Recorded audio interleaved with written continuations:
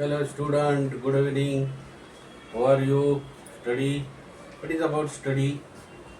Okay. You should have to return. You should have to write some sentence. Very easy. And minimum 5 to 6 sentences. जसं आपण लिहितो I am going to school, नाही का? मी शाळेत जात आहे. I will have to eat fruits. मी आता फळे खाणार आहे. फळं, फ्रूट्स म्हणजे फळं. I like sweet dish.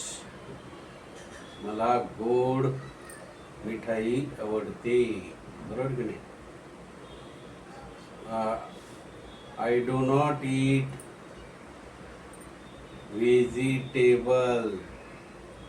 मी काय फळभाज्या खात नाही. I am non vegetarian. मग शाकाहारी आहे का मांसाहारी आहे त्याच्यात आपल्याला सांगावं वाटतं, नाही का?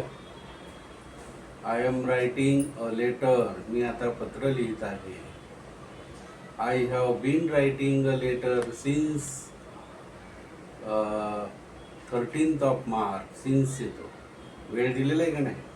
13 मार्च पासून मी आता ते पत्र लिहित आहे. I have been writing a novel 14th of April 2026. 14 April पासून मी नॉव्हेल लिहित आहे की नाही?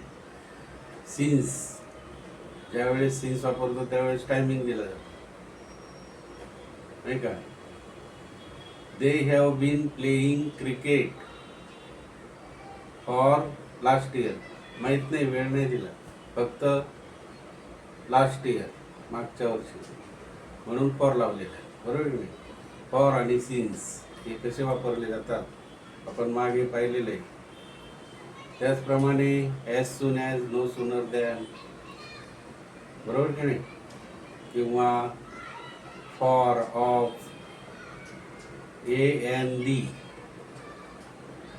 दी, बघा दी कसा? दी सन, दी मून, दी रिव्हर, दी अर्थ, दी ओशियन. दी लावतात, कळलं? त्याचप्रमाणे an apple, an orange, an umbrella, UIOU. याच्या अलीकडे काय लावतात? ॲन लावतात. काय लावतात? ॲन. हे उपपद आहे. म्हणजे तुम्हाला सहजासहजी इंग्रजीचं ज्ञान मिळेल आणि तुम्ही सहजासहजी इतरांशी इंग्लिश बोलू शकता किंवा इंग्रजी लिहू शकता. म्हणजेच let us start working on this. Let us start working on this.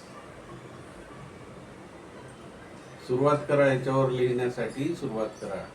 हे लिहिण्यासाठी सुरुवात करा. Let us start. This seems difficult. हे जरा अवघड दिसतंय. डिफिकल्ट म्हणजे काय? अवघड, प्रॉब्लेम, समस्या. व्हेरी हार्ड, आहे का नाही? Not a easy. म्हणजे दिस सीम्स डिफिकल्ट, हे जरा अवघड दिसतंय. What was their feedback. What was their feedback. त्यांची काय प्रतिक्रिया होती? फीडबॅक म्हणजे काय? प्रतिक्रिया.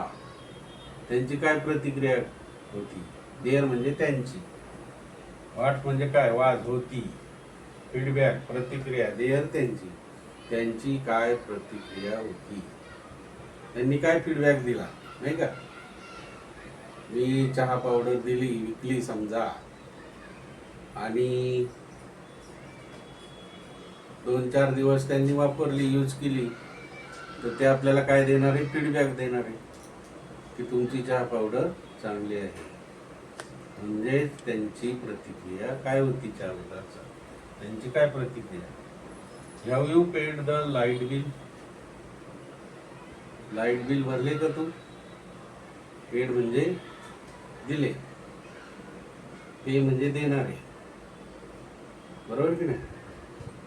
मग ते जे काही बिल असेल लाईटचं, ऊर्जेचं बिल पेड केलं का, दिलं का?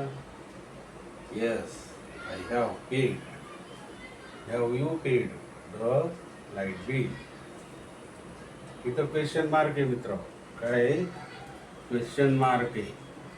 आणि तिथं क्वेश्चन मार्क दिला पाहिजे, कारण मी क्वेश्चन विचारलाय.